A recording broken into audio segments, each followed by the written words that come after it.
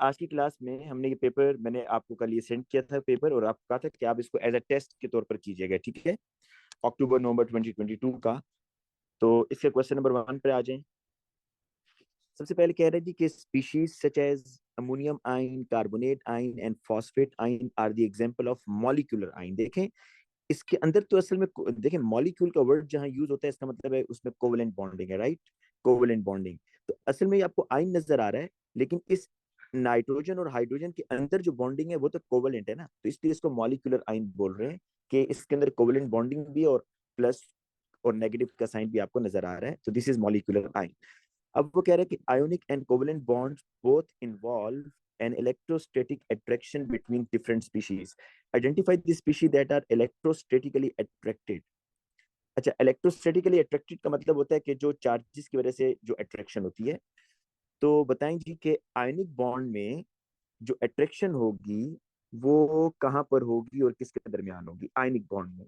तो ionic bond में आपको बेटा बताया, जिस तरह आपके पास एक पॉजिटिव है ना Na+ और Cl-, तो यहाँ पर जो अट्रैक्शन होती है वो ऑपोजिटली चार्ज आइंस के दरमियान होती है, केटाइन और एनाइन के दरमियान होती है, ठीक है।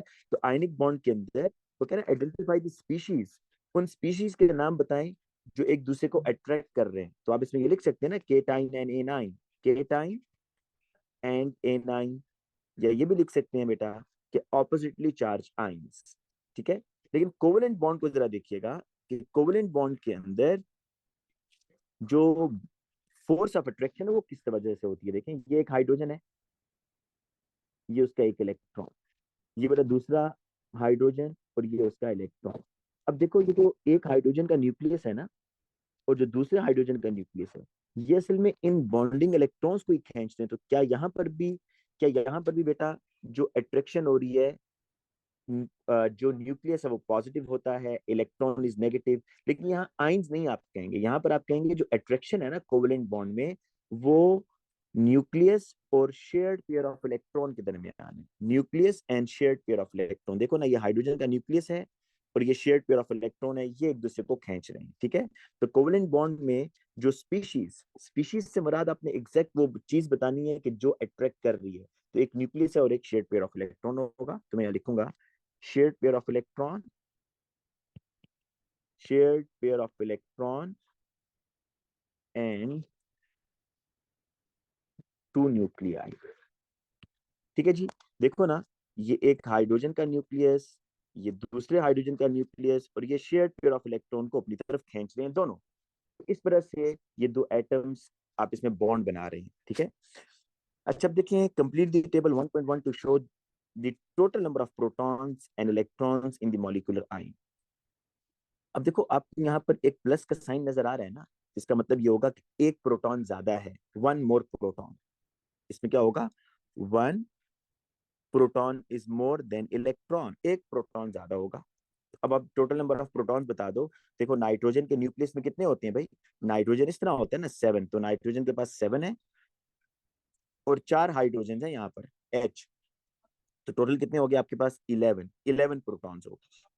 ये लिखने हैं आपको इस तरह। अब अगर आप इलेक्ट्रॉन्स देखो ना भाई, तो इलेक्ट्रॉन एक कम होगा बस, H+ है ना, प्लस का मतलब है वन मोर प्रोटॉन, तो आप इलेक्ट्रॉन 10 कर दो।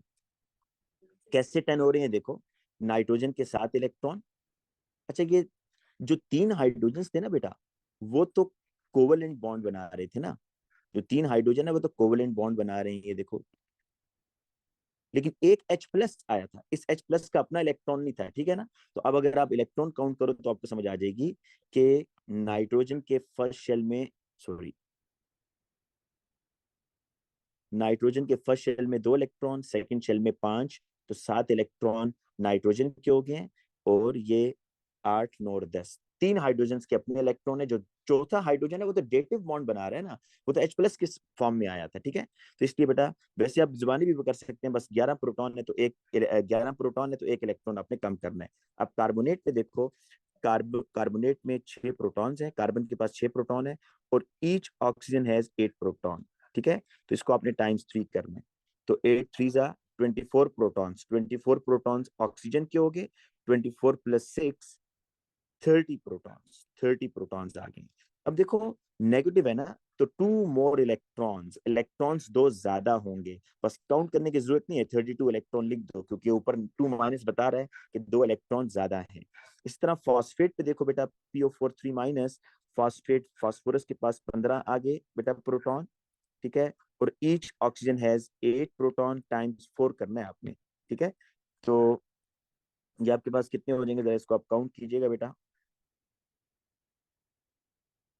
ये आपके पास बन रहे हैं जो प्रोटॉन है वो 47,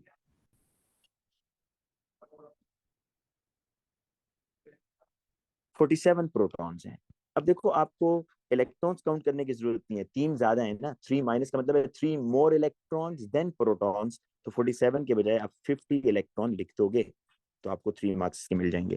ठीक है जी, नेक्स्ट क्वेश्चन पर आते हैं बेटा। नेक्स्ट क्वेश्चन कह रहे हैं कि डिफाइन ब्रोंस्टेड लोरी एसिड। ये साइंटिस्ट का नाम है, 2 साइंटिस्ट थे जिन्होंने ये कॉन्सेप्ट दिया था एसिड बेस का। डेफिनेशन वही है कि acid is proton donor, acid is proton donor, ठीक है जी, ये प्रोटॉन डोनर होगा।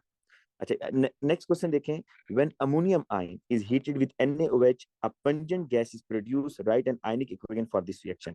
कल भी बेटा ये बातें डिस्कस हुई थी, फिर सुन लें कि जो अमोनियम आयन होता है ना, ammonium ion this is acidic in nature. क्यों बेटा? It can donate the proton, ये अपना प्रोटॉन डोनेट कर सकता है ना, तो ये एसिडिक है, ये बात आपके माइंड में होनी चाहिए।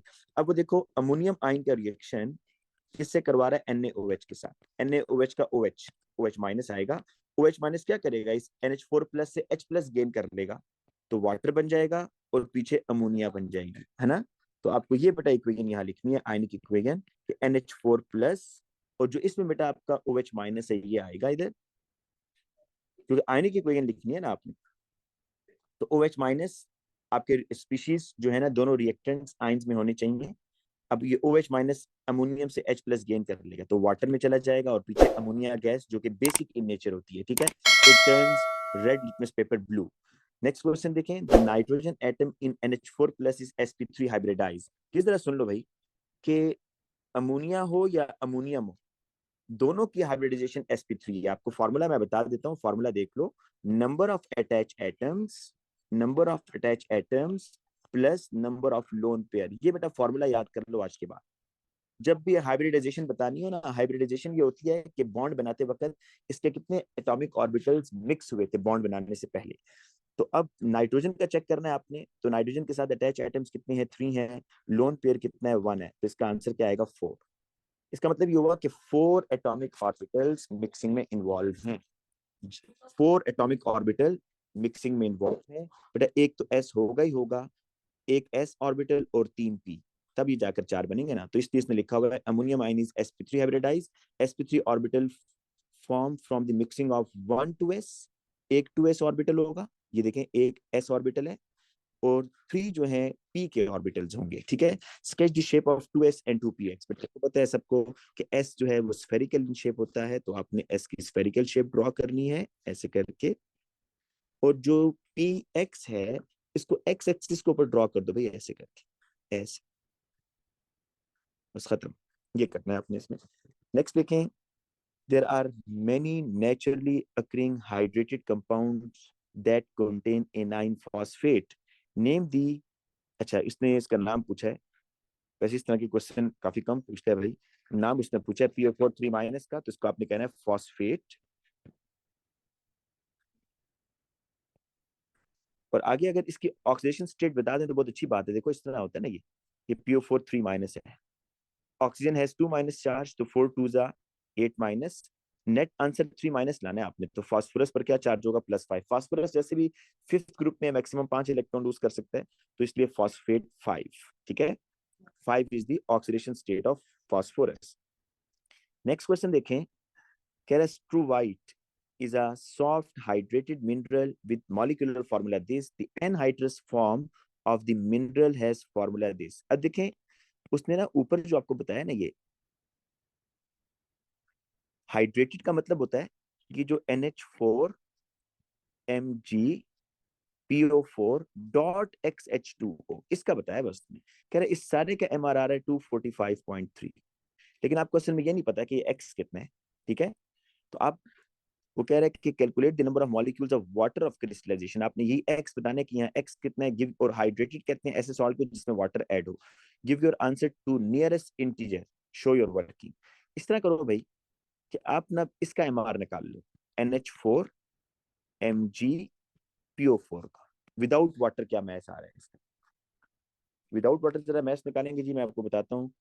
16 × 4 कर लो, ऑक्सीजन का 64 हो गया, ठीक है, इसका एमआर निकाल रहा हूँ। प्लस 31 कर लो फास्फोरस का, फिर और प्लस 137 आ रहा 24 कर लो, ठीक है। मैग्नीशियम 24.3 है, +4 +14 कितना कह रहे हो बेटा, 137.3, ठीक है।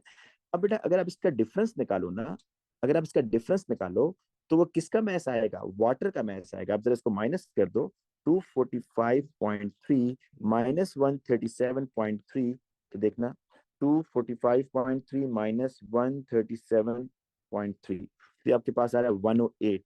ये 108 पता है क्या है, ये मैस ऑफ वाटर है। मैस ऑफ वाटर कितना आ रहा है, 108। बस इसके मोल्स निकाल लो, moles, mass over M R. Water का एमआर कितना होता है, 18 होता है बेटा, 6। तो आपको पता चल जाएगा ये वाटर जो है यहाँ पर X6 है, तो ये होगा जी NH4 MgPO4.6H2O। ये वो बेसिकली आपसे पूछना चाह रहा था, ठीक है जी।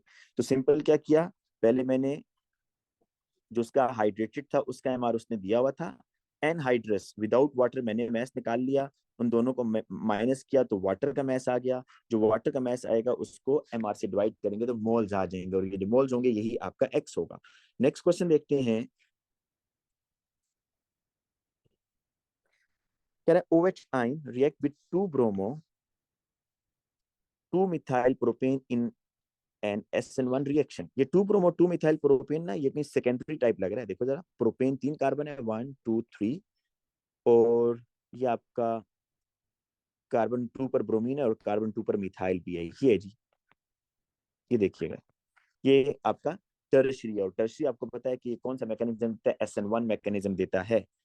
तो molecular ion form as intermediate in this reaction, draw the mechanism for the SN1। ठीक है जी, मैकेनिज्म करना है, बहुत सिंपल है। सबसे पहला काम हम ये करेंगे कि इस मॉलिक्यूल को ड्रॉ करते हैं ये रिएक्टेंट वाली साइड पर।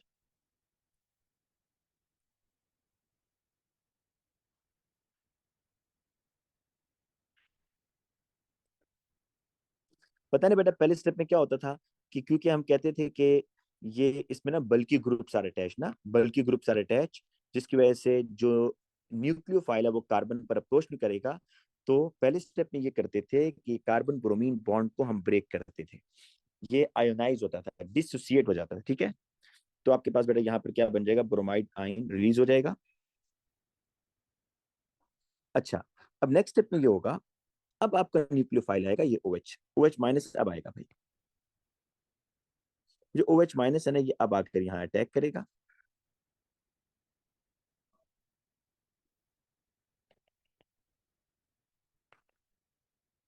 और ये आपके पास बेटा बनेगा, ठीक है जी।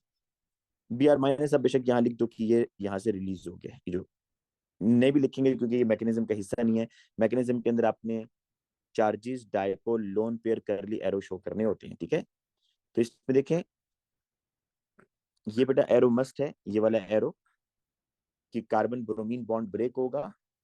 फिर ये न्यूक्लियोफाइल अटैक कर रहा है इलेक्ट्रोफिलिक कार्बन पर, ये आपने लाजमी मेंशन करना है इसमें, ठीक है जी।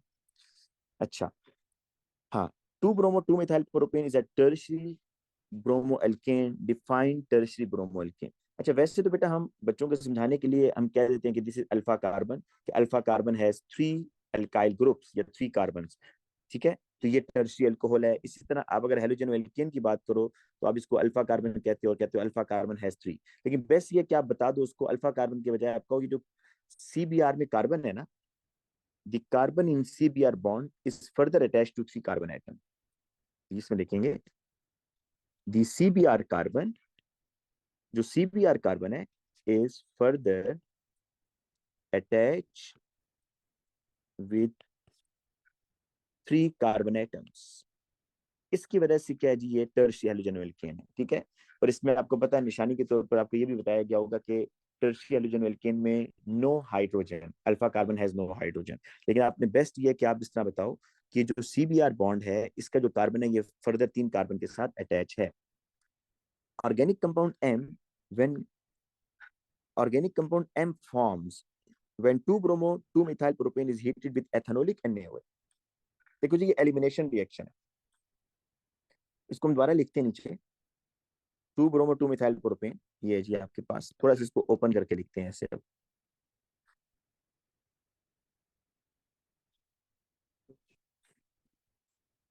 देखो एथेनोलिक NaOH में कल भी बताया था, आज फिर बता रहा हूँ कि ये अल्कोहलिक NaOH ना ये एज अ बेस काम करता है, इसकी नेचर क्या होती है, एज अ बेस।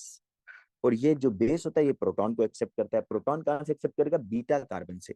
ये आपका अगर अल्फा कार्बन है, ये आपका बीटा कार्बन है, तो ये क्या करेगा बेटा, ये इस हाइड्रोजन के साथ बॉन्ड बनाएगा। और ये जो कार्बन हाइड्रोजन बॉन्ड है ना बेटा, मैं चले इस हाइड्रोजन को टारगेट करता हूँ, वेट, इसको करता हूँ बेटा, इसको, ये भी क्योंकि सारे बीटा हाइड्रोजन है ना। अब पता क्या होगा, ये OH इस बीटा हाइड्रोजन के साथ बॉन्ड बना रहा है, ठीक है, ऐसे।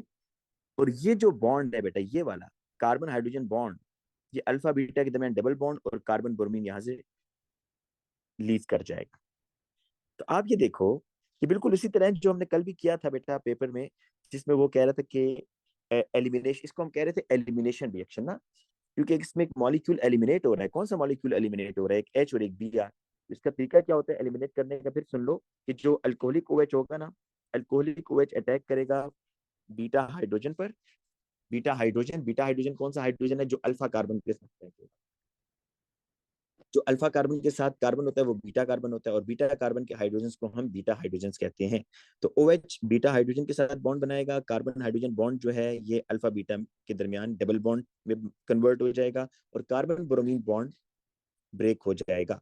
तो अब आपके पास देखो डबल बॉन्ड कहाँ बन रहा है, यहाँ बन रहा है भाई, CH2, ये आपके पास डबल बॉन्ड बनेगा CH2, इधर भाई, इधर डबल बॉन्ड बनेगा CH2 double bond CH3 and CH3, ये बन रहा है जी, ठीक है। अब आते हैं जी आगे हम, the chlorides of some of the period 3 elements are shown in the table। इसमें जो आपको प्रॉब्लम होगा ना वो जरा मैं आपको बता दूं, प्रॉब्लम होगा एल्यूमिनियम क्लोराइड में, तो वो पहले सुन लें बेटा।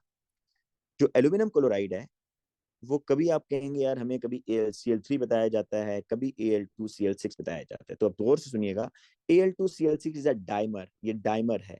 डाइमर कहते हैं जब दो मॉलिक्यूल्स, जब दो AlCl3 मिक्स होंगे तो फिर Al2Cl6 बनेगा, ठीक है। अच्छा, अब बेटा होता ये है कि AlCl3 के बारे में याद रखें, दिस इज आयोनिक कंपाउंड, ये आयोनिक कंपाउंड है। Al2Cl6 को याद रखने का तरीका बता देता हूँ बेटा, आपने एग्जाम में और आपने अपनी क्लास के अंदर भी बहुत दफा Al2Cl6 का डॉट एंड क्रॉस बनाया होगा, तो मेरा ख्याल है वहां से आपको याद रह जाना चाहिए कि ये जो Al2Cl6 है ना, देखिए इस तरह आपने बनाया होगा ना, इस तरह करके डॉट एंड क्रॉस, याद आ रहा है ना बेटा, इस तरह आपने Al2Cl6, तो Al2Cl6 में तो आप शेयरिंग ऑफ इलेक्ट्रॉन दिखा रहे होते हैं, तो जब भी Al2Cl6 पूछेगा तो आपने बताना है ये कोवलेंट है। तो एक तो बेटा आपको ये याद रखना है, इसको आप याद कर लो आज के बाद कि AlCl3 is ionic and Al2Cl6 is covalent. अब इस क्वेश्चन को करेंगे तो इंशाल्लाह कोई प्रॉब्लम नहीं आएगा।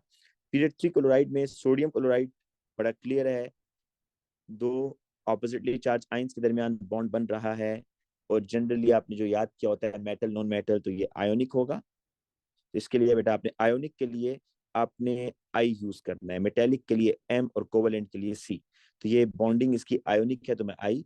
AlCl3 आपको बताया AlCl3 आयोनिक, अलाउ करता है अगर कोई बच्चा कोवलेंट लिखेगा, लेकिन आगे जाके फंस जाएंगे, इसलिए याद रखें बस आयोनिक कर लें, क्योंकि जब स्ट्रक्चर बताना होगा तो आपको एक स्टेटमेंट याद की होगी आप लोगों ने कि जितने भी आयोनिक कंपाउंड होते हैं ना उनके जॉइंट स्ट्रक्चर होते हैं, ठीक है, तो इसलिए इसको आप आयोनिक कहें। SaCl4, पर देखो SaCl4 both are non metals ना, दोनों नॉन मेटल्स हैं, आपको पता है नॉन मेटल्स के दरमियान जो बॉन्डिंग होती है वो कोवेलेंट होती है, covalent. PCl5 both are non metals, ये भी कोवेलेंट है, ठीक है, आगे सारे कोवेलेंट। स्ट्रक्चर से मुराद क्या होता है बेटा, स्ट्रक्चर से मुराद उसकी दो चीजें होती हैं, सिंपल या जाइंट, इसमें से आपने कोई एक सिलेक्ट करना होता है। तो all ionic compound have a giant structure, तो जाइंट के लिए जी, एस के लिए, सिंपल के लिए एस। तो जितने भी बेटा आपके आयोनिक होते हैं ना, आयोनिक कंपाउंड्स या जितने आपके मेटल्स होते हैं, उनके जाइंट स्ट्रक्चर होते हैं, उनमें नंबर ऑफ एटम्स फिक्स नहीं होते, उनका कोई स्पेसिफिक फार्मूला भी नहीं होता। ये जो आपको फार्मूलाज नजर आ रहे हैं, ये रेशियो है। इस तरह AlCl3, अब देखिए AlCl3 को मैंने आयोनिक कहा हुआ है ना, तो all ionic compound have a giant structure.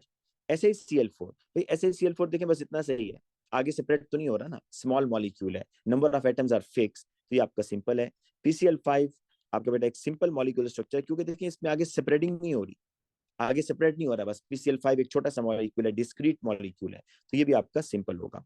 Oxidation state of period 3 elements, तो आपने बेटा इसमें पीरियड 3 एलिमेंट्स की ऑक्सीडेशन स्टेट बतानी है। सोडियम की बताएंगे जी, सोडियम की, क्योंकि क्लोरीन आपको पता है -1 है, तो सोडियम 1 प्लस फिक्स है इसकी। एल्यूमिनियम Cl-1 है, -3, तो एल्यूमिनियम +3 हो गया। -1 -4, तो सिलिकॉन +4 हो जाएगा बेटा। PCl5 में Cl-1 -5, अच्छा ये आप कहेंगे मैं -1 क्यों दे रहा हूँ, इसलिए दे रहा हूँ बेटा, जब दो एलिमेंट्स, दो नॉन मेटेरियल्स बॉन्ड बनाते हैं, तो आप माइनस किसको रखते हैं, जो आपका मोर इलेक्ट्रोनेगेटिव होता है, जो मोर इलेक्ट्रोनेगेटिव होता है उसको आप माइनस का नंबर असाइन करते हैं, ठीक है जी। तो फास्फोरस आपका +5 हो जाएगा। PCl3 में देखें, PCl3 में -1 -3, फास्फोरस +3 हो गया। और S और Cl2 में क्लोरीन इज मोर इलेक्ट्रोनेगेटिव, -2, और ये +2 हो गया, ठीक है जी। अच्छा, reduce the oxidation state of period 3 element in each chloride, ये हो गया बेटा। Right the equation for the reaction of NaCl and PCl5 with water, बेटा आपको पता है NaCl को वाटर में डालो ना, तो NaCl वाटर से रिएक्ट नहीं करता, सिर्फ डिसॉल्व होता है, ठीक है। तो आपको NaCl किस तरह लिखना है, जब NaCl को वाटर में डालोगे, include state symbols in both equation, तो NaCl सॉलिड है, इसको आप वाटर में डालो एक्वस फॉर्म में, तो Na+ एक्वस, Cl- एक्वस, ठीक है। इसी तरह बेटा अगर PCl5 जो है, ये भी रूम टेम्परेचर पर सॉलिड होता है, याद रखिएगा। PCl5 is solid and PCl3 is liquid. PCl3 liquid होता है रूम टेम्परेचर पर, PCl5 क्या होता है, सॉलिड होता है। तो इसको अगर आप वाटर में डालोगे, क्योंकि इसका तो रिएक्शन बेटा वाटर बैलेंस इक्वेशन लिखनी पड़ेगी,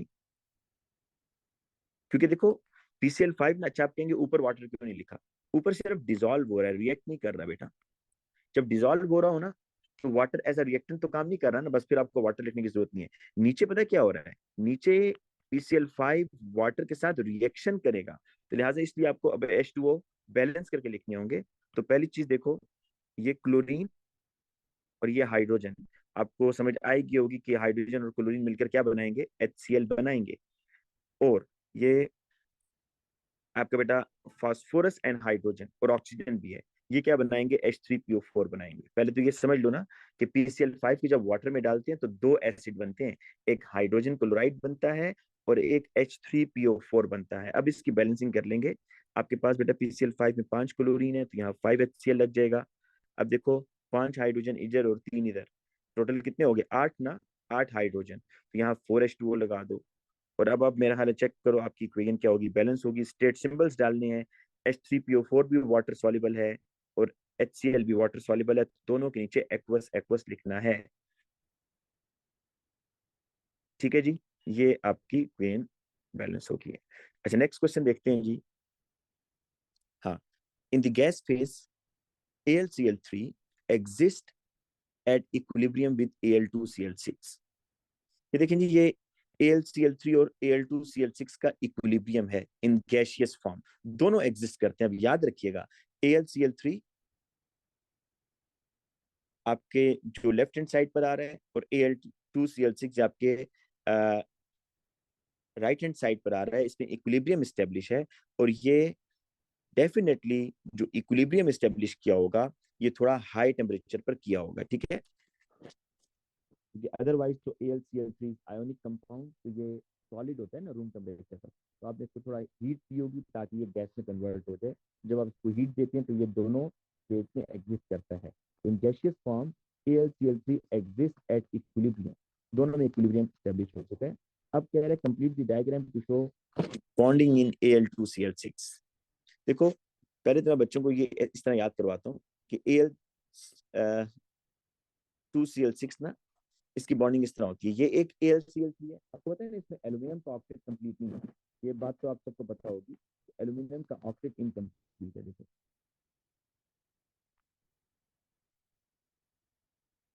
ये क्लोरीन के इलेक्ट्रॉन है, सपोज ऐसे है ना। अब देखो एल्यूमिनियम का ऑक्टेट कंप्लीट नहीं है, तो अब आप दूसरा एल्यूमिनियम ऐसे लिखो, दूसरा AlCl3 ऐसे लिखो कि जो एक AlCl3 है ना, इसके क्लोरीन के सामने दूसरे का एल्यूमिनियम आया, ऐसे ऐसे लिखना है। ये देखो इस तरीके से। अब क्या होगा बेटा, ये जो क्लोरीन है ना, ये उसके साथ डेटिव बॉन्ड बनाएगा, और ये जो क्लोरीन को लोन करेगी उसके साथ डेटिव। बेसिकली ये स्ट्रक्चर आपने नीचे भी बना, ठीक है। तो इसका तरीका जरा देखो, मैं जो बच्चों को बताता हूँ, ये तो एक बेस्ट तरीका ये है, ठीक है। अब इसने ये किया है कि खुद एक शेप बनाकर दे दी है, तो अब इसकी एक और ओरिएंटेशन दी है।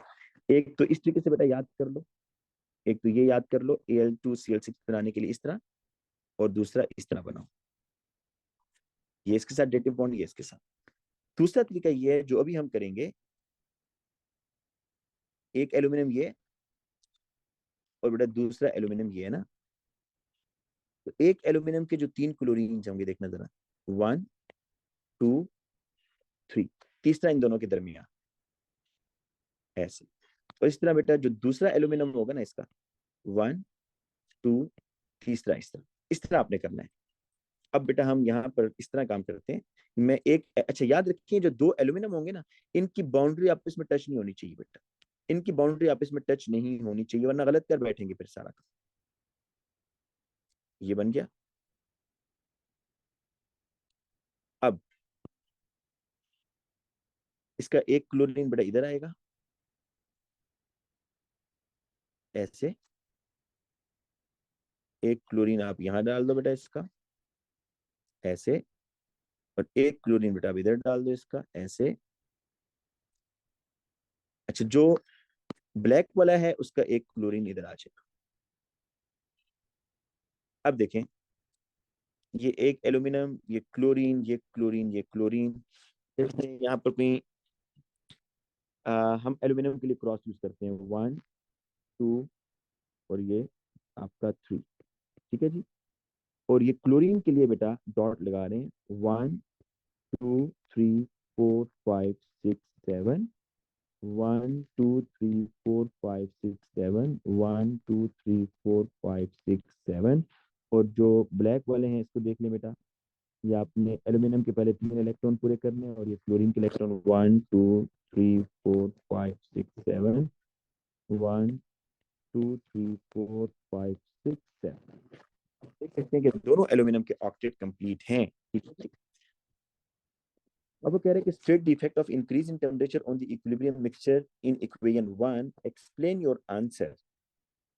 अगर आप टेम्परेचर इंक्रीज करते हो बेटा, दिस इज एक्सोथर्मिक रिएक्शन ना, ये एक्सोथर्मिक रिएक्शन है, मतलब इस तरह हो रहा है, 2AlCl3 गैस, Al2Cl6, और बेटा इसमें जब ये रिएक्शन होगा तो हीट एनर्जी रिलीज हो रही है, ठीक है। अब वो कह रहे हैं कि आप ये, दिस इज एक्सोथर्मिक ना, और आप अगर टेम्परेचर बढ़ाते हो तो रिएक्शन तो बैकवर्ड जाएगा भाई, रिएक्शन तो लेफ्ट हैंड साइड पर जाएगा। तो state the effect of increase in temperature, तो आप बताएंगे पोजीशन ऑफ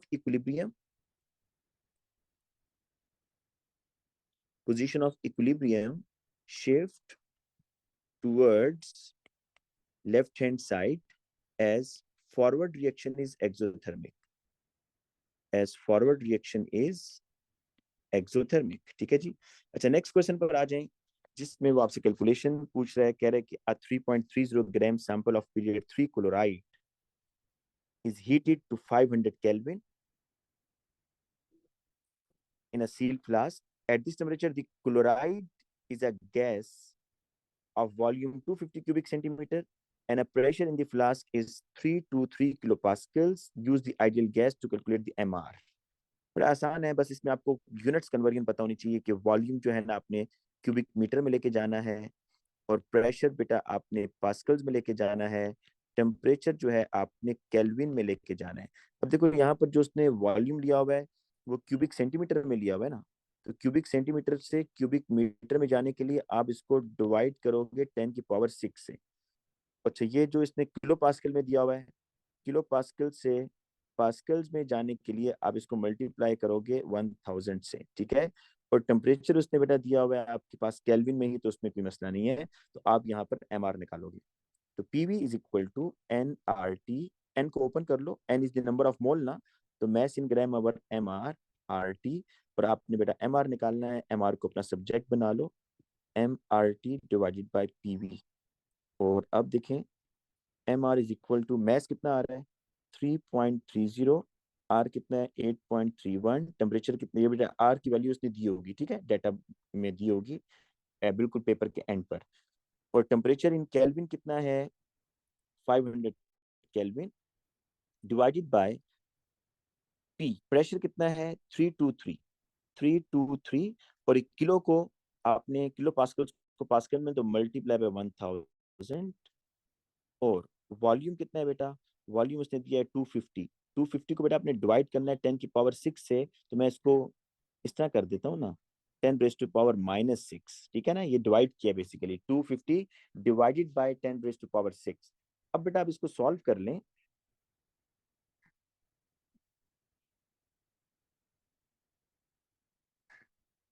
क्या आंसर आ रहा है, कोई बच्चा बताएगा? शाबाश। सर 196.8, ठीक है, कोई सॉरी और बच्चा भी बता। 169.8, 159.8, कोई और बच्चे बेटा बताए, कोई और बच्चा 169, भी एक दफा। 169.8। ओके, 169.8, 170 आ गया तकरीबन। अब बेटा आपने एम आर तो निकाल लिया 170। अब formula of period three chlorides में क्या आते हैं, NaCl आता है, MgCl2 आता है, AlCl3 आता है, और आपके पास SiCl4 आता है, PCl5। अब आप जरा इसमें हिट एंड ट्रायल चेक करें कि किसका एमआर इसके इक्वल आ रहा है भाई, किसका एमआर 170 के इक्वल आ रहा है। सोडियम क्लोराइड का पता है कितना आता है, 58.5 आता है तकरीबन। MgCl2 का आप चेक करें ना, क्लोरीन होता है 35.5, इसको टाइम्स 2 करें तो 70 हो जाएगा, और इसमें 24.3 ऐड कर दें तो वो तो 170 नहीं बन रहा। इस तरह AlCl3 में देखें 35.5 है, 35.5 टाइम्स 3 करें और उसमें 27 ऐड कर दें तो ये तो 133 बन रहा है। सिलिकॉन टेट्राक्लोराइड को देखते हैं 35.5 टाइम्स 4 प्लस 28, तो बिल्कुल एग्जैक्टली ये बेटा बन रहा है। SaCl4 का एमआर 170 के इक्वल आ रहे हैं, ठीक है जी। अच्छा, नेक्स्ट क्वेश्चन पर आते हैं। An excess of chloride ion is added to 1 cubic centimeter of bromine। पर ये इस तरह के क्वेश्चन है जो आपने ओ लेवल्स में भी किए हुए थे, कि जिसमें आप हेलोजेंस कहते थे ना, कि हेलोजेंस जो ऊपर वाले हेलोजेंस हैं वो नीचे वाले को रिप्लेस कर देते हैं, नीचे वाले ऊपर वाले को नहीं कर सकते, वही चीज है, लेकिन अब आपको थोड़ा डिटेल में आंसर देना है। देखो ये क्लोराइड है एक्वस फॉर्म में, इसका रिएक्शन ब्रोमीन के साथ वो करवा रहा है। अगर मैं इसके ऑपोजिट रिएक्शन करवाऊं ना, पहले ब्रोमाइड एक्वस NCl2, तो पता है क्या होगा, chlorine is a good oxidising agent. Chlorine बहुत अच्छा ऑक्सीडाइजिंग एजेंट है। आपको पता है ना, oxidising ability down the group कम होती है। क्लोरीन, ब्रोमीन, आयोडीन, सबसे अच्छा ऑक्सीडाइजिंग एजेंट क्लोरीन को फिलहाल निकाल दें तो chlorine is the best oxidising agent ना, ठीक है। तो जितना एटम का साइज छोटा होता है उतना अच्छा ऑक्सीडाइजिंग एजेंट होता है। ऑक्सीडाइजिंग एजेंट मीन उतना रेडिली वो इलेक्ट्रॉन गेन करता है। तो अगर ब्रोमाइड होता ना और क्लोरीन का रिएक्शन, तो क्लोरीन ने पता है क्या करना था, ब्रोमाइड से इलेक्ट्रॉन गेन कर लेने थे, और आपके पास बनना था 2Cl- और ब्रोमाइड Br2 बन जाना था, Br2 ऑरेंज सोल्यूशन आपको दिखना था। लेकिन यहाँ उल्टा काम हो रहा है। क्या ब्रोमीन जो कि बिगर साइज का एटम है, क्या वो अपने स्मॉल साइज वाले एटम से इलेक्ट्रॉन गेन कर सकता है? बिल्कुल भी नहीं कर सकता। Bromine is not a good oxidising agent. Bromine अच्छा ऑक्सीडाइजिंग एजेंट नहीं है बेटा, इसलिए वो क्लोराइड से इलेक्ट्रॉन नहीं खींच सकेगा, ठीक है। अच्छा, ब्रोमीन किससे इलेक्ट्रॉन खींच सकता है? आयोडाइड से। अगर आयोडाइड होता ना तो बिल्कुल मैंने कहना था रिएक्शन होगा, ब्रोमाइड बन जाएगा और यहाँ आयोडीन बनेगा, क्योंकि ब्रोमीन अपने से बिगर साइज वाले से इलेक्ट्रॉन ले सकता है, ठीक है। तो अब लिहाजा आप यहाँ क्या बताएंगे, नो रिएक्शन, नो रिएक्शन। तो कह रहे हैं डिस्क्राइब व्हाट इज ऑब्जर्व। बेटा जो ब्रोमीन का सॉल्यूशन है ना, जो ब्रोमीन के सॉल्यूशन का कलर है orange colour, will remain unchange. अच्छा, ये जो एक्वस होता है ना, जब एक्वस, तो ये ऑरेंज कलर का होता है। अगर ये बिल्कुल प्योर ब्रोमीन होता तो ये रेडिश ब्राउन होना था, ठीक है। तो ऑरेंज कलर, अब यहाँ लिख देंगे orange colour will remain unchanged as bromine cannot oxidize the chloride। Chloride को ऑक्सीडाइज नहीं कर सकता, उससे इलेक्ट्रॉन नहीं खींच सकता, ठीक है जी। अब इसके बाद नेक्स्ट क्वेश्चन पर आते हैं। SCl2, SCl2 है जिसका MR103 है, is liquid at room temperature. And SBr2 जिसका MR ज्यादा है, गैस। अच्छा मैं आपको एक बात बताता हूँ। अब जनरली रूल पता क्या है कि जिसके पास इलेक्ट्रॉन ज्यादा होते हैं ना, इलेक्ट्रॉन्स, उसमें IMF ज्यादा होती है, और जिनमें इलेक्ट्रॉन्स कम होंगे उसमें IMF भी कम होगी। लेकिन यहाँ आपको ये बात उसके ऑपोजिट नजर आ रही है। SCl2 देखो, SCl2 इसके पास लेसर इलेक्ट्रॉन्स हैं लेकिन लिक्विड है, इसका मतलब IMF स्ट्रॉन्गर है। SBr2 इसके पास ज्यादा इलेक्ट्रॉन्स हैं, इसमें IMF स्ट्रॉन्गर होनी चाहिए थी लेकिन ये गैस है, तो यहाँ उल्टा काम हो रहा है ना। तो इसलिए अब आपसे वो ये पूछ रहा है कि वैसे तो रूल बेटा ये है कि मोर number of electron stronger is the IMF, लेकिन यहाँ पर देखो SCl2 MR103.1 liquid at room temperature, SBr2 MR191.9 gas at room temperature, explain the difference in the physical state of S। अब आपने इन इलेक्ट्रॉन्स के अलावा किसी और एंगल से सोचना है बेटा, तो अब आप पोलैरिटी की बेस पर सोचोगे। इसमें देखो कौन ज्यादा पोलर है। SCl2 में chlorine, chlorine is more electronegative, जबकि SBr2 में ब्रोमीन, ब्रोमीन तो इतना इलेक्ट्रोनेगेटिव नहीं है ना जितना क्लोरीन है। तो इसका मतलब ये हुआ कि अब SCl2 में अगर IMF स्ट्रॉन्गर आ रही है ना, तो उसके पीछे लॉजिक क्या होगी, पोलैरिटी की होगी, पोलैरिटी की। तो इसमें आप ये बताएंगे कि SCl2 is more polar molecule. मैंने आपको बताया वैसे रूल क्या है, नंबर ऑफ इलेक्ट्रॉन्स, लेकिन अब यहाँ पर तो नंबर ऑफ इलेक्ट्रॉन्स के अगेंस्ट बात जा रही है ना, तो इसलिए अब आपने किसी और एंगल से सोचना है। तो SCl2 is more polar molecule than SBr2 in SCl2 stronger permanent dipole forces are present. Chlorine is more electronegative atom, so stronger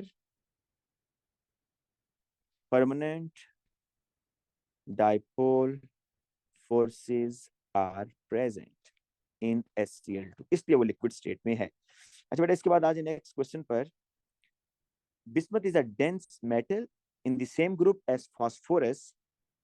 आपको पता है down the group metallic character बढ़ता है, nitrogen, phosphorus, arsenic, antimony, bismuth. तो ये बिल्कुल down the group आ रहा है ना बॉटम में, तो इसलिए ये आपका मेटालिक करेक्टर इसमें आ रहा है। तो वो कह रहा है आप इसके ना जो मेटालिक बॉन्डिंग है उसका स्ट्रक्चर बनाएं। तो बहुत आसान है, ये तो ओ लेवल्स वाला क्वेश्चन है जिसमें आपको पॉजिटिवली चार्ज आइंस बनाने हैं। ये लाजमी नहीं है कि जो से ग्रुप में आप उतना चार्ज डालें, नहीं, बस आप पॉजिटिवली चार्ज आइंस, ये पॉजिटिवली चार्ज आइंस हैं, ये प्लस चार्ज आइन का है, ठीक है। और इसमें डीलोकलाइज इलेक्ट्रॉन्स लाजमी ड्रॉ करने हैं, ये डीलोकलाइज इलेक्ट्रॉन्स हैं और इनके अंदर बेटा बॉन्डिंग हो रही होगी, ठीक है। यहाँ पर आप बेशक इसको थोड़ा सा शो भी कर दें इस तरह करके कि ये जो है ना, this is the metallic bonding, ये बेटा आपके फिक्स्ड आइंस हैं, ये बेटा आपके डीलोकलाइज्ड इलेक्ट्रॉन है, डीलोकलाइज इलेक्ट्रॉन्स। अच्छा नेक्स्ट क्वेश्चन पर आए। Bismuth reacts with chlorine to form BiCl3. Bismuth chloride is solid at room temperature. It melts when heated gently. मतलब बेटा यहाँ देखो, थोड़ा सा हीट करो ना तो मेल्ट हो जाता है, मतलब लो मेल्टिंग पॉइंट है ना। कह रहा है कि जेंटली थोड़ा सा हीट करो तो ये मेल्ट हो जाएगा, low melting point. Bismuth chloride reacts vigorously with water at room temperature to form acidic solution. अब मेरी बात सुनो, ये बात पहले भी डिस्कस हुई थी कि ऐसे कंपाउंड्स जो वाटर से रिएक्शन करते हैं वो कौन से होते हैं, आयोनिक या कोवेलेंट।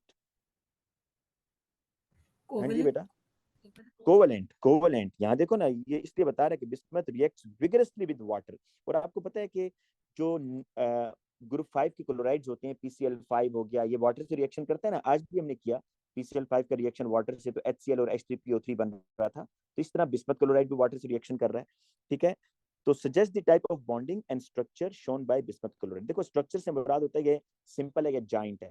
आपको इसने ये बता दिया कि मेल्ट व्हेन हीटेड जेंटली, तो आप बताएंगे कि लो मेल्टिंग पॉइंट है, simple structure because it has low melting point. आपने एक्सप्लेन करना है अपना आंसर। अगर आप कहेंगे ना स्ट्रक्चर में कि सिंपल स्ट्रक्चर है, सिंपल स्ट्रक्चर, तो आपको आगे आंसर देना होगा because it has lower melting point. और दूसरा, इसमें बॉन्डिंग कौन सी है, कोवेलेंट है। बिस्मथ क्लोराइड में कैसे पता चला, आप कहेंगे इट इज हाइड्रोलाइज, ये वाटर से रिएक्शन कर रहे हैं, ठीक है।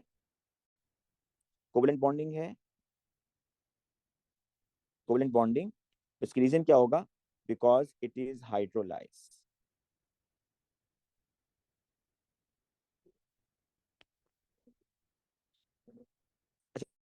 बेटा आज के लिए हम इतना ही पूछेगा।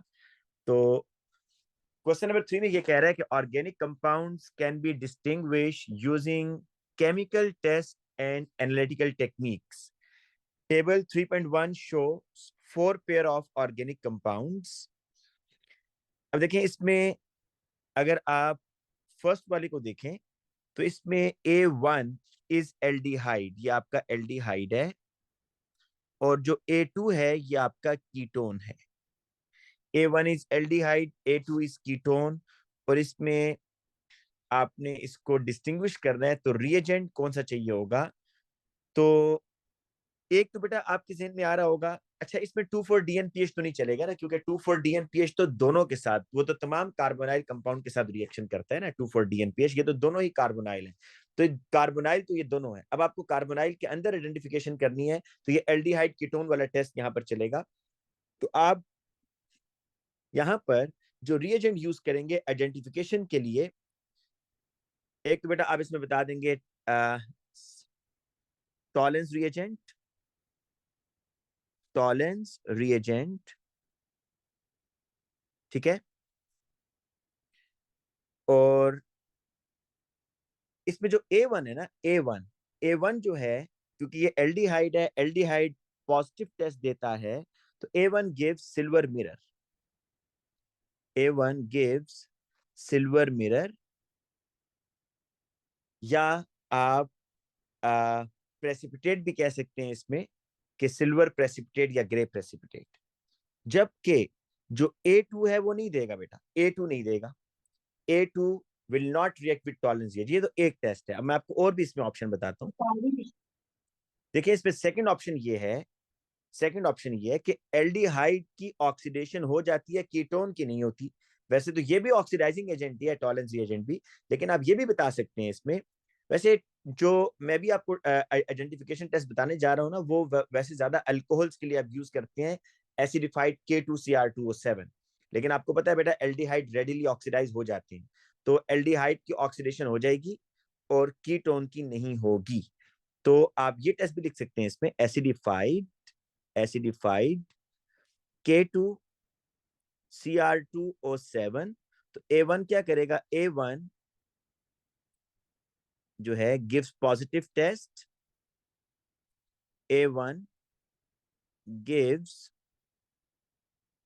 Positive test. और कलर चेंज बेटा हम इसमें बताएंगे कि जो ऑरेंज सोल्यूशन है K2Cr2O7 का, वो ग्रीन में हो जाएगा, ऑरेंज टू ग्रीन। अच्छा इसके अलावा एक और भी है, वो भी आपको मैं बताता हूँ, ऑरेंज टू ग्रीन। एक और भी आप बेटा कर सकते हो, वो ये कि जो कीटोन है ना, इसमें देखो CH3CO ग्रुप लगा हुआ है, एल्डिहाइड में CH3CO नहीं है, ठीक है। तो इसमें कौन सा रिएजेंट यूज करोगे जी, ऐसे कंपाउंड जिसमें CH3CO ग्रुप लगा हो और ऐसे कंपाउंड जिसमें CH3CO ना हो। तो ऐसे ग्रुप्स को आप कैसे आइडेंटिफाई करते हैं, कौन सा रिएजेंट डालकर, आयोडोफॉर्म, है ना। तो आप बेटा इसमें इसमें I2 और NaOH ये भी यूज कर सकते हैं। और जो A2 होगा इस दफा, A2 वो येलो प्रेसिपिटेट है। लेकिन फिलहाल आपको एक टेस्ट बताना है बेटा, ये दो बता दिए, ये काफी है। सेकंड पर आते हैं B1 और B2।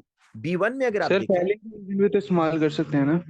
क्या कर सकते हैं, फेलिंग भी कर सकते हैं, बिल्कुल फेलिंग भी कर सकते हैं बेटा।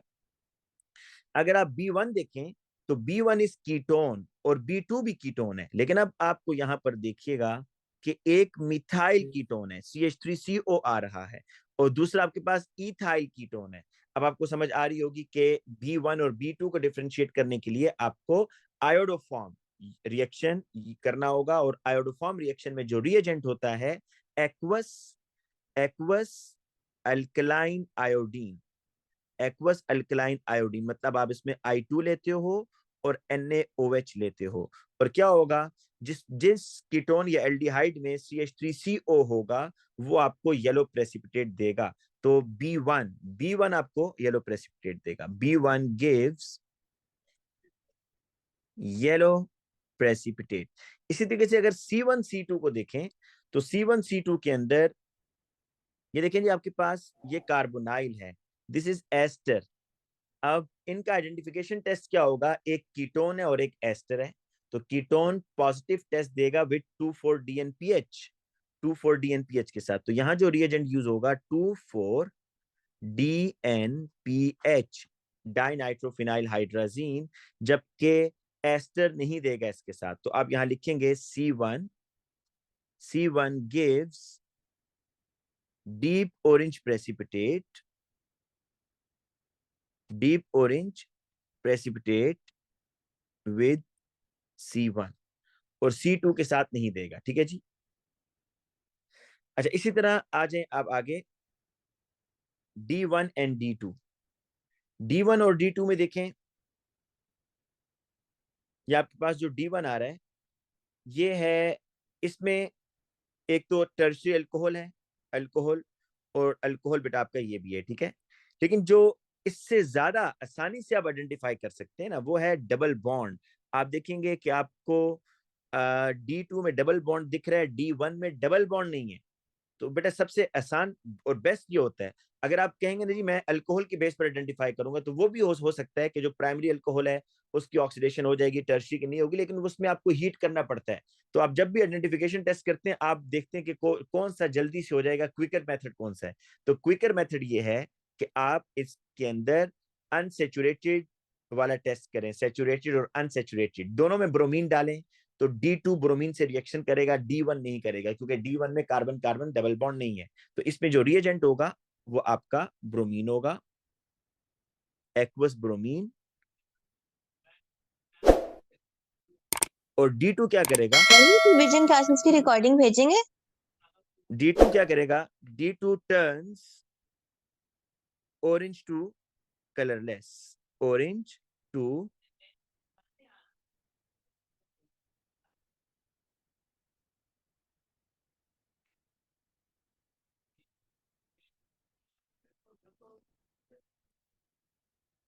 बेटा रिकॉर्डिंग मैं इसकी भेजूंगा, डेफिनेटली भेजूंगा। अच्छा, अब बेटा देखिए ये 8 मार्क्स का क्वेश्चन है, बड़ा हैवी क्वेश्चन है ये। इसमें आपको ना अगर ऑर्गेनिक पे अच्छी ग्रिप होगी तो आप ये चीजें सॉल्व कर सकते हैं ना। देखिए कितना, पूरी ऑर्गेनिक के टेस्ट आपको तभी आ सकते हैं अगर आपको सारे रिएक्शन याद है।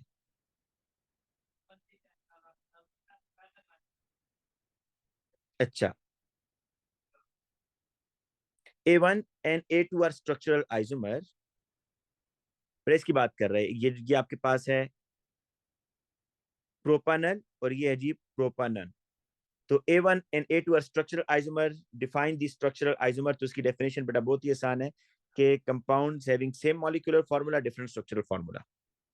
ठीक है, बस ये लिख देंगे इसमें, compounds having same molecular formula but different structural formula, different structural formula। अच्छा जी, अब आ जाए give the systematic name of B2। Systematic name of B2 आपने इसको बेटा नाम देना है। ये आपके पास कीटोन है और आपने इसमें ये बताना होगा, देखिए सिस्टमेटिक नेम में ना अब आपको पोजीशंस का बताना होता है, तो आपको बताना होगा ये कार्बोनाइल किस कार्बन पर आ रहा है। 5 कार्बन वाला कीटोन है, लेकिन carbonyl is present at third position पर, तो इसका नाम होगा पेंटेन 3 ऑन। इसका नाम क्या होगा, पेंटेन पेंटेन 3 ऑन, ठीक है जी। इस तरह deduce the molecular formula of D1, deduce the molecular formula of D1, इसका मॉलिक्यूलर फॉर्मूला आपने बताना है जी। अब देखें 1 2 3 4 4 कार्बन हैं, 5 कार्बन है, तो आप लिख देंगे यहाँ पर C5। अब देखें हाइड्रोजन्स कितने हैं जी इसमें, ये 2 हाइड्रोजन्स इधर, ये 2 हाइड्रोजन्स यहाँ पर, ये 2 हाइड्रोजन्स इधर, तो 1 2 3 4 5 6 7 8 9 10, तो बेटा आपके पास यहाँ पर आ गए हैं जी 10 हाइड्रोजन और एक ऑक्सीजन, तो C5H10O। अच्छा, D2 forms polymer Z when heated gently. Identify the type of polymer that forms from D2। अच्छा, D2 जो है ना बेटा एक पॉलीमर Z बना रहे हैं, और आपने सिर्फ टाइप ऑफ पॉलीमराइजेशन बताना है, तो बहुत आसान है। D2 का पहले स्ट्रक्चर देखते हैं। हाँ, देखें D2 में ना डबल बॉन्ड आ रहा है, और आपको पता है कि अगर मोनोमर्स आपके अनसैचुरेटेड हो, उसमें कार्बन कार्बन डबल बॉन्ड आ रहा हो, तो वो आपका एडिशनल पॉलीमराइजेशन होता है।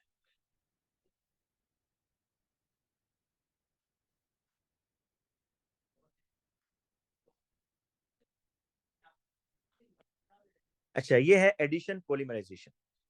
Draw one repeat unit of polymer ji.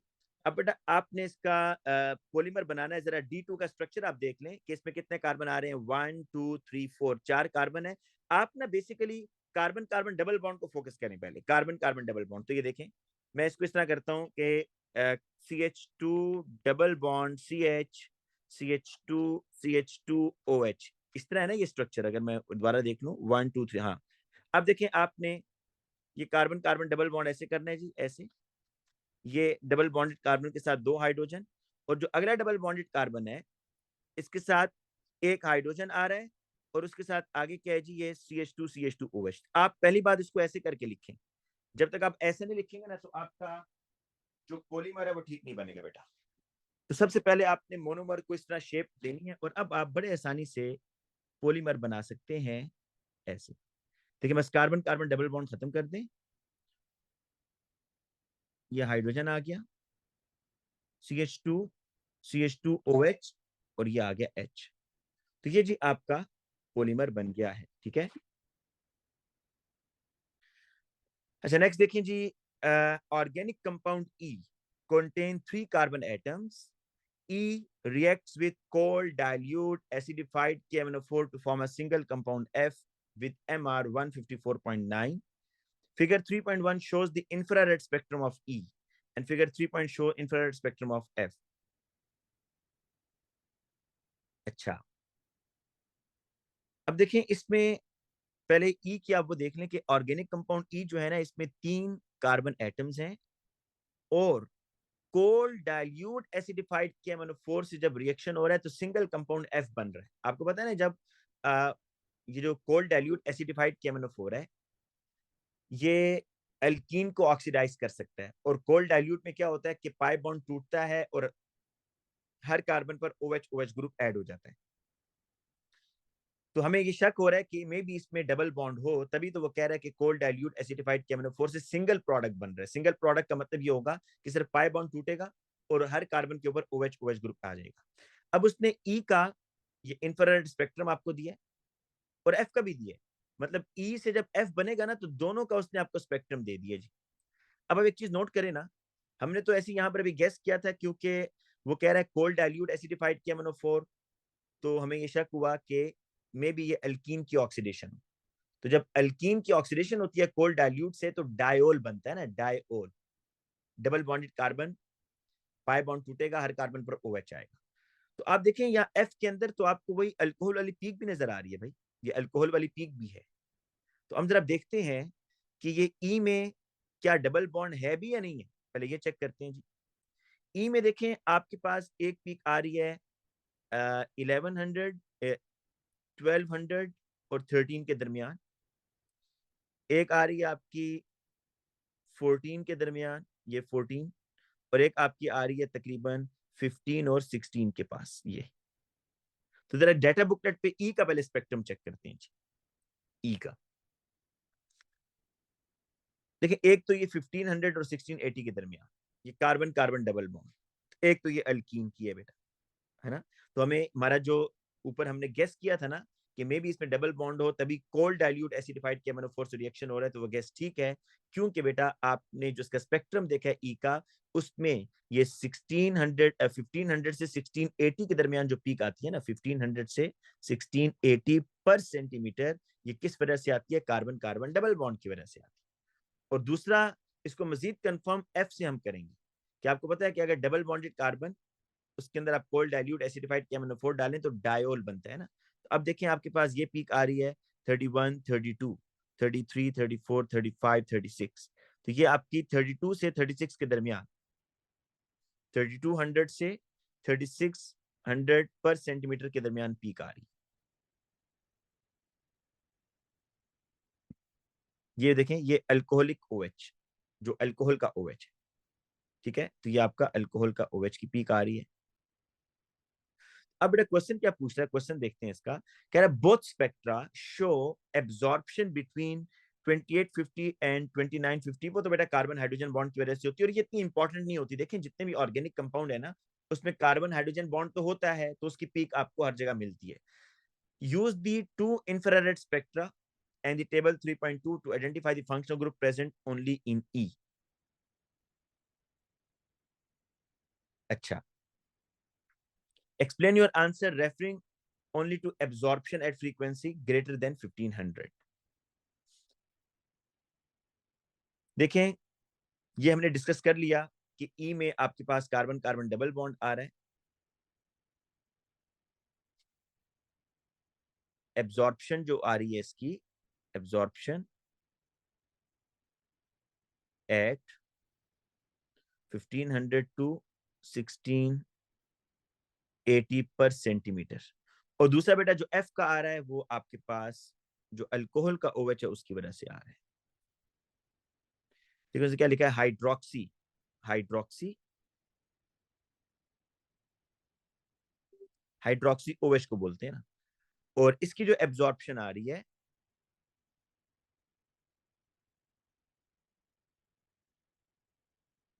Eight 3200 से 3650 पर सेंटीमीटर, ठीक है जी। अच्छा अब आगे चलते हैं, the mass spectrum of E.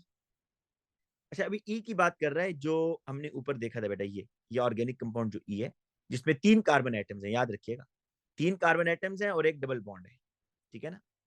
The mass spectrum of E shows a molecular ion peak and एक मॉलिक्यूलर आयन पीक बता रहा है और एक M+2 पीक बता रहा है, और जो दोनों पीक्स है ना उनकी हाइट तकरीबन बराबर है। तो बताएं इससे क्या बात समझ आती है, अगर M+ और M+2 की पीक हो, दोनों की हाइट इक्वल हो, तो ऐसे कौन सा आइसोटोप है जिसमें 2 यूनिट्स का फर्क है और दोनों की अबंडेंस भी सेम है?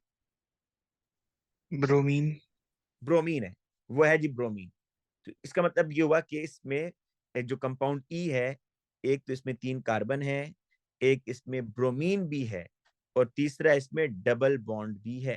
तो ये बातें आपको अभी तक पता चल गई हैं इसके बारे में। अब कह रहा है deduce the relative molecular mass. देखो एक जो पीक आ रही है वो 120 पर आ रही है, ये ब्रोमीन 79 की वजह से होगी। एक जो पीक आ रही है वो 122 की वजह से आ रही है, ये ब्रोमीन किस वजह से होगी? ये ब्रोमीन 81 की वजह से होगी। आपको पता है ना ब्रोमीन के जो 2 आइसोटोप्स हैं, ब्रोमीन 79 है और ब्रोमीन 81 है, तो और 50-50% तकरीबन दोनों की अबंडेंस है। तो ये जो 120 वाला है ना, 120 मॉलिक्यूलर मास, ये इसमें 79 वाला ब्रोमीन होगा, जो 122 वाला है उसमें 81 वाला ब्रोमीन होगा। भाई इसका रिलेटिव मॉलिक्यूलर मास कैसे निकालेंगे, बताएं। हाँ जी बेटा, इसका रिलेटिव मॉलिक्यूलर मास कैसे निकालेंगे? सर पहले वो निकाल लेते हैं ना, नंबर ऑफ कार्बन एटम्स। अच्छा, फिर नंबर ऑफ कार्बन एटम तो हमें पता है, वो तो 3 है। सर स्ट्रक्चर बना रहे हैं, बस 3 कार्बन वाला एक डबल बॉन्ड डाल दें, एक ब्रोमीन डाल दें, हाइड्रोजन पहले करते हैं। शाबाश, कहीं भी डाल दें।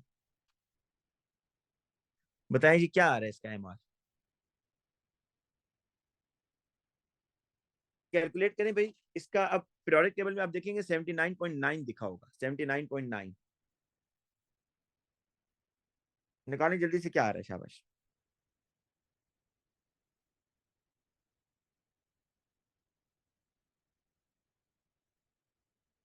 वन 20.9 नहीं आ रहा क्या? जी सर। 128 और ये स्ट्रक्चर बेटा हमने बना दिया, वो नीचे स्ट्रक्चर आपसे पूछ रहा है कि आप इसका स्ट्रक्चर भी सजेस्ट करें। वैसे अगर आप इसका एवरेज भी ले लेते हैं ना 120 प्लस 122 डिवाइडेड बाय 2, क्योंकि देखिए दोनों की 50-50% अबंडेंस है ना, तो उस तरीके से भी आ सकता था, क्योंकि दोनों की अबंडेंस 50% है ना। तो यहाँ पर ये तो नहीं आप करेंगे कि उसकी अबंडेंस से मल्टीप्लाई भी करें, क्योंकि दोनों की इक्वल है, बस आप इनका एवरेज ले लें 120 प्लस 122 डिवाइडेड बाय 2, तो फिर भी आपका 120.9 या 121 बोथ आर एक्सेप्टेबल। अच्छा, अब वो कह रहा है कि इसका स्ट्रक्चर सी का, इसमें 3 कार्बन हैं, एक डबल बॉन्ड है, ठीक है, और एक ब्रोमीन है। अब आपकी मर्जी है बेटा, आप जहां मर्जी डबल बॉन्ड लगाएं, जहां मर्जी ब्रोमीन लगाएं, आपकी मर्जी है, ठीक है ना, इससे फर्क नहीं पड़ता। या इसमें ये बना दें। नेक्स्ट चलते हैं जी, complete the equation for the reaction of E with cold dilute acidified KMnO4 to form F।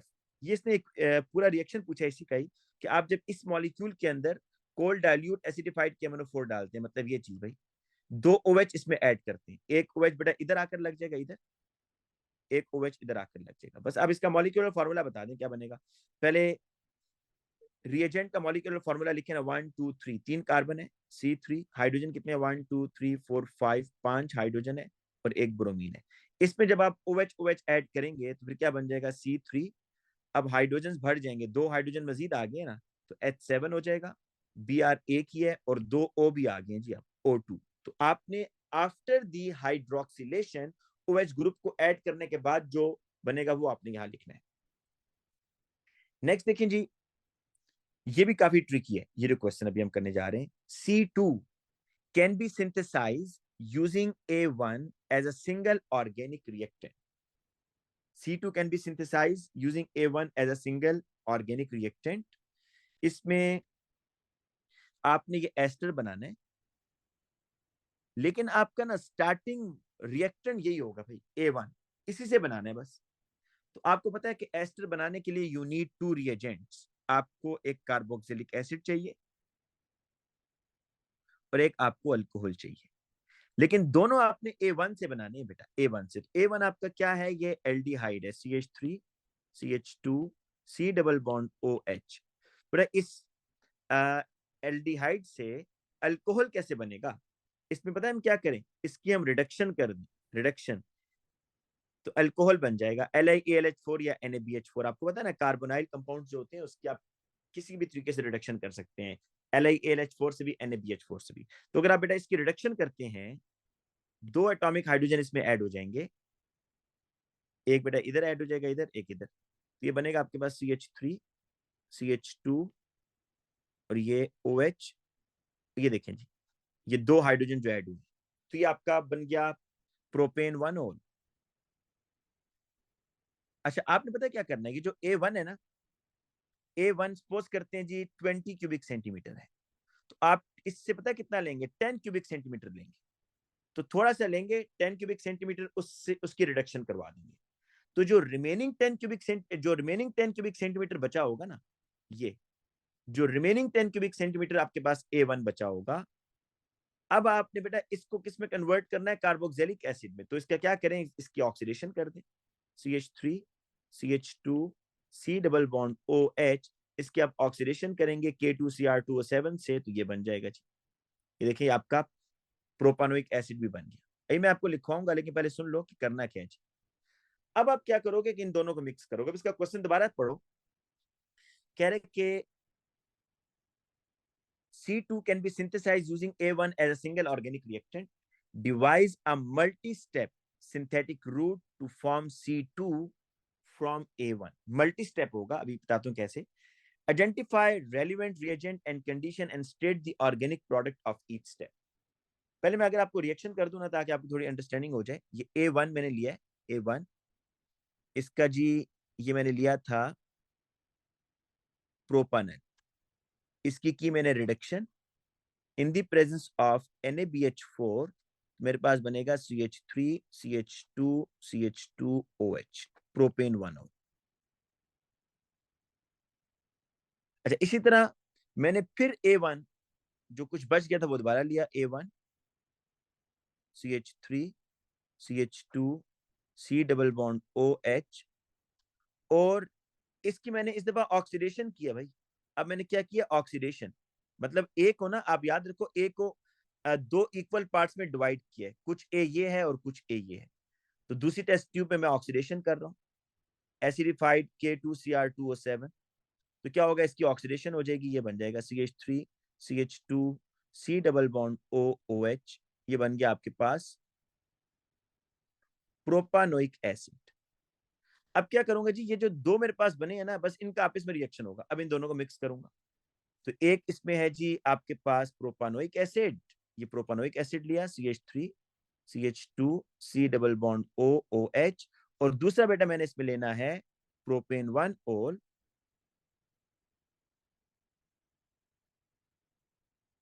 ये ले लिया। अब in the presence of concentrated sulfuric acid, heat under reflux, अब क्या होगा, कार्बोक्सिलिक से OH अल्कोहल से H निकल जाएगा,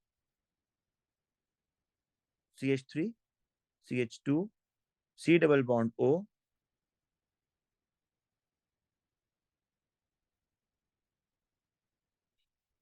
ये बनेगी। इसका नाम है प्रोपाइल प्रोपाइल प्रोपानोएट। बेटा ये आपने इसमें काम करना है, लेकिन आपको इसमें वर्डिंग में लिखना होगा, ना कि रिएक्शन, क्योंकि उसने बेटा मेरा नहीं ख्याल कि यहाँ पर उसने रिएक्शन आपसे मांगे।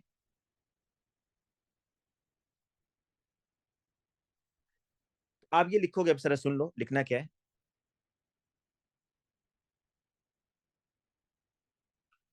अब ये बताओ कि divide the volume of A1 into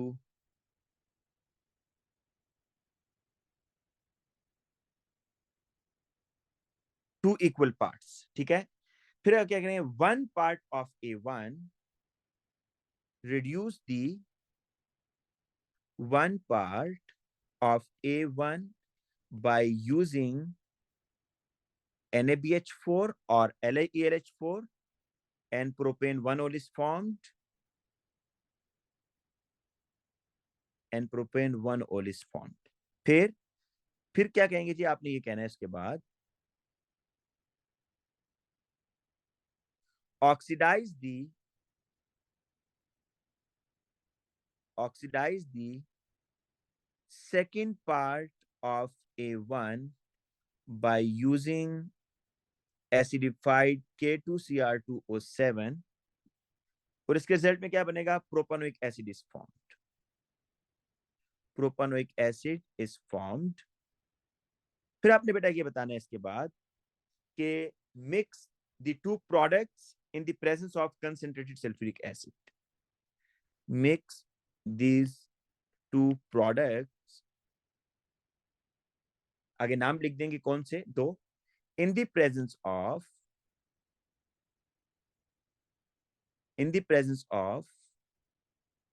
concentrated sulfuric acid, ठीक है, and heat under reflux। तो बेटा फिर आपको इसमें मार्क्स मिलेंगे। अच्छा जी, ये तो